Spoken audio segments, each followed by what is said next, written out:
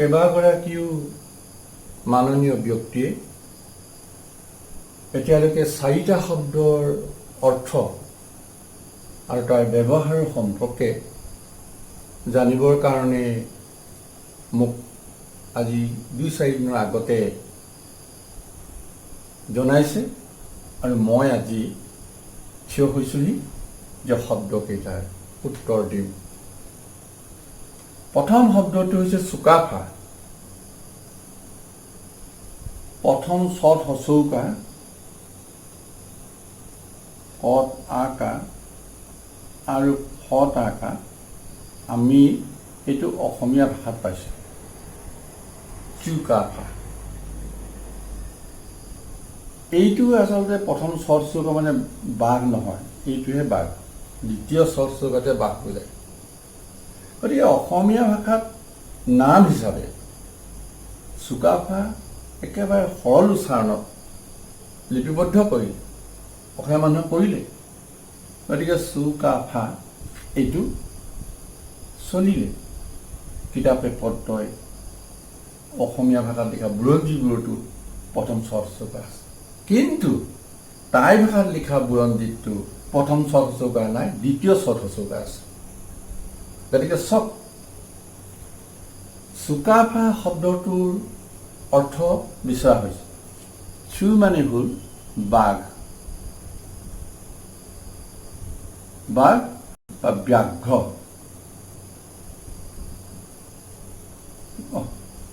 বাঘে থাক, বাঘ, চুকাফা মানে বাঘ। আৰু ফা মানে হ'ল স্বৰ্গ।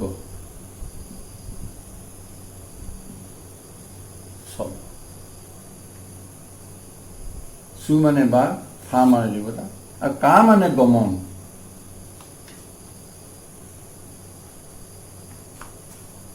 কা আমাৰ গমন, গমন বা যাত্ৰা।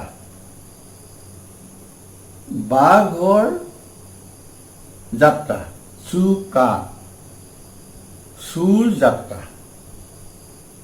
ফা স্বৰ্গলৈ, চুৰ যাত্ৰা স্বৰ্গলৈ, অৰ্থাৎ বাঘৰ স্বৰ্গলৈ যাত্ৰা।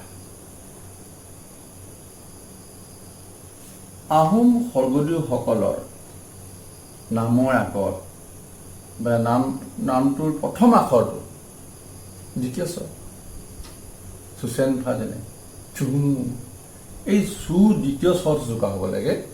এইটোৱে বাঘক বুজায়। আৰু বাঘটো আচলতে শাসক মানে বুলি ধৰা হয়। আৰু বীৰ বা বীৰত্ব এই চু শব্দটোৰ লগত জড়িত আছে। শাসক এফালে বীৰত্ব এনেধৰণৰ। গতিকে চুকাফা, চুকাফা চব ভালদৰে আপোনালোকে চু সমান বাঘ, কা গমন যাত্ৰা, গমন, ফা স্বৰ্গ।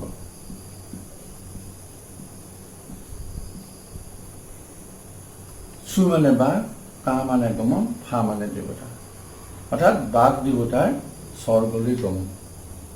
স্বৰ্গ আকৌ কি? দেশ, দেশেই স্বৰ্গ।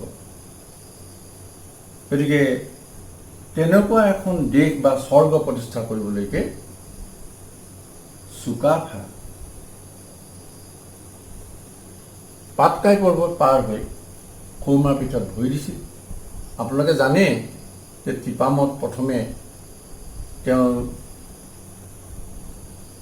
তম্বুত ৰৈছিল। হাবি জংঘল পৰিষ্কাৰ কৰি জুই জ্বলাই নাচি বাগি বিহু গাইছে, য'ত এটা মহসিংহৰ পেপাক বলি দিয়া হৈছিল। আৰু সেই মহসিংহৰ পেপাটো বলি দিয়াটো সহজ কথা নাছিল, সি আছিলে অত্যন্ত টান। কিন্তু চুকাফা অত্যন্ত টেঙৰ আছিল আৰু তেওঁ জানিছিল যে মহৰ শিঙৰ পেঁপাটো কেনেকৈ বনায়। সেইটো মানে পানীত উতলাই সিজাই ল'ব লাগে, তেতিয়া কোমল হয়। কোমল হ'লে সুন্দৰকৈ চাচিব পাৰি আৰু কোমল হ'লে তাক ঘপিয়াই কাটিব পাৰি। গতিকে দেখা গ'ল চুকাফাই সেই সময়ৰ মৰাণ ৰজা বড়োচাক ক'লে যে আপুনি কৈছে যে পেঁপাটো একেঘাপে কাটি দিব পাৰিলে মোৰ বশ্যতা স্বীকাৰ কৰিব। ঠিক আছে, আমাৰ নিয়ম মতে ৰাতিপুৱা সময়ত পেঁপা বলি দিয়া হ'ব। গতিকে কালিলৈ ৰাতিপুৱা আপোনালোক সকলোৱে গোট খাবহি আৰু মই পেঁপাটো বলি দিম। আগলি কলপাত পাৰিলে গোটেই ৰাতি সিজাই কোমল কৰি থোৱা পেঁপাটো আগলি কলপাতত থলে আৰু হেংদানেৰে একেঘাপে দুটুকুৰা কৰি দিলে। লগে লগে মৰাণ ৰাজ্য চুকাফাৰ হাতলৈ গুচি গ'ল। এতিয়া মন কৰক, সেই চুকাফা আহিছিল।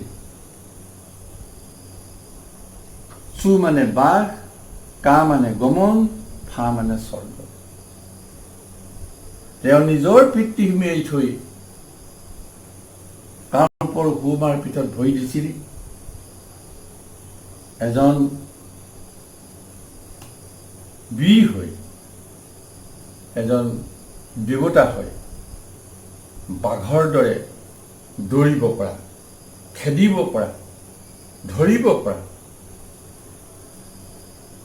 এজন লোক হিচাপে তেওঁ প্ৰথম মৰাণ ৰাজ্য পালে, তাৰপিছত একাদিক্ৰমে কছাৰী ৰাজ্য আৰু পিছত এখন বিশাল দেশ তেওঁ গঢ়ি তুলিলে। গতিকে এই শব্দটোৰ অৰ্থ যদি বিচাৰে তেতিয়াহ'লে চুকাফা হ'ব বাঘ দেৱতাৰ স্বৰ্গলৈ গমন, যি স্বৰ্গ তেওঁ নিজেই পাতিব। এয়া হ'ল চুকাফা শব্দৰ কথা। এতিয়া মই আহিছোঁ আন এটা শব্দ, বৈকম।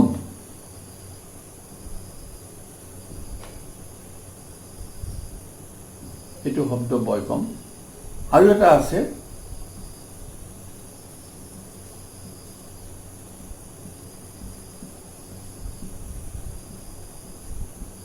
খুবটাং। বাটে বাটে লগ পালে আমাক খুবটাং বুলি কয় সমনীয়াসকলে। দৰাচলতে খুবটাং ক'ব নালাগে, কাৰণ মই এজন বন্ধুৰ মুখামুখিলৈ যেতিয়া খুবটাং কৰি দিয়ে তেতিয়া মই কেতিয়া দেৱতা নহয়, মইতো অতি উচ্চস্থ মানুহ নহয়, মই তেওঁ সমনীয়াহে। গতিকে ক'ব লাগে তেওঁ বৈকম। বৈকম মানে হ'ল নমস্কাৰ। আৰু খুবটাং মানে ইয়াৰ অৰ্থটো হৈছে সেৱা কৰা। দেৱতাৰ ক্ষেত্ৰত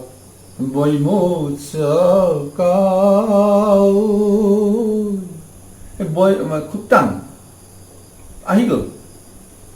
প্ৰাৰ্থনা কৰোঁতে খুবটাং, দেৱতাকে হওক ঈশ্বৰকে হওক খুবটাং আহিব। তেনেকৈ কিবা দুখ জগৰ লগালে কোনো এজন ব্যক্তিয়ে ক্ষমা বিচাৰোতে তেওঁ আঁঠু কাঢ়ি ওপৰলৈ হাত তুলি ক্ষমা বিচাৰি খুবটাং কৰে। গতিকে বৈকম আৰু খুবটাঙৰ মাজত পাৰ্থক্য আছে। যদিও খুবটাংটো চলিয়েই গ'ল নমস্কাৰ হিচাপে, নমস্কাৰ নকৰাও নহয়, নমস্কাৰো বুজায়, কিন্তু দৰাচলতে আঁঠু কাঢ়ি হাত দুখন ওপৰলৈ তুলি ক্ষমা বিচৰাও বুজায়। আৰু কেতিয়াবা থিয় হৈয়ে হওক বা থিয় থিয় ওপৰলৈ হাত দুখন তুলি খুবটাং কৰা হয়। কাক কৰা হয়? দেৱতা। চুম দিব বা খাও খাম আইলেণ্ডিং জান চাইহুং লেংডং চাই ৰেফা মুটকুম টাইকুম চিকলাং চাম যা চিংফা দাম চাউফি ৰিক্ষণ মুখন এইবোৰতে পৰা হয়।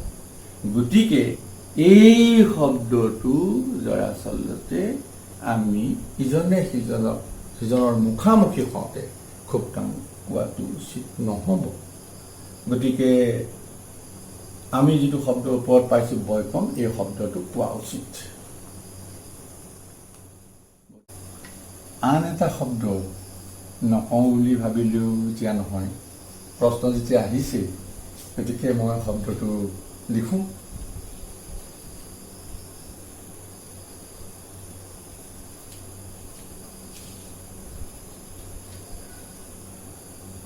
শব্দটো হ'ল লিলিমা। এইটো সাধাৰণতে প্ৰেমিক প্ৰেমিকাৰ মাজত চলি থাকে। কেতিয়াবা প্ৰেমিকা আহিম বুলি নাহে, কম বুলি নকয়, দিম বুলি নিদিয়ে, প্ৰেমিকেও তেনেকুৱাবোৰ কৰে। এতিয়া কেৱল প্ৰেমিক প্ৰেমিকাৰ মাজতে লিলিমাই এই শব্দটো থকা নাই, এই ব্যাপকতা ৰূপ লাভ কৰিলে আৰু সেইকাৰণে বিভিন্ন ক্ষেত্ৰত লিলিমাই প্ৰয়োগ হৈছে।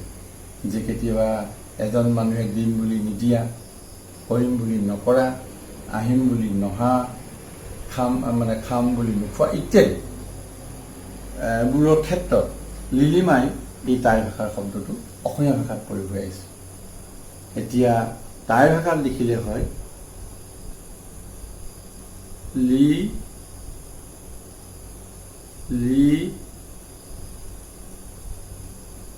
মাই, লিলিমাই, এইটো হৈছে টাই ভাষাত লিখা, এইটো হৈছে অসমীয়া ভাষাত লিখা লিলিমাই। গতিকে লিলিমাই সম্পৰ্কে আপোনালোকে জানিলে।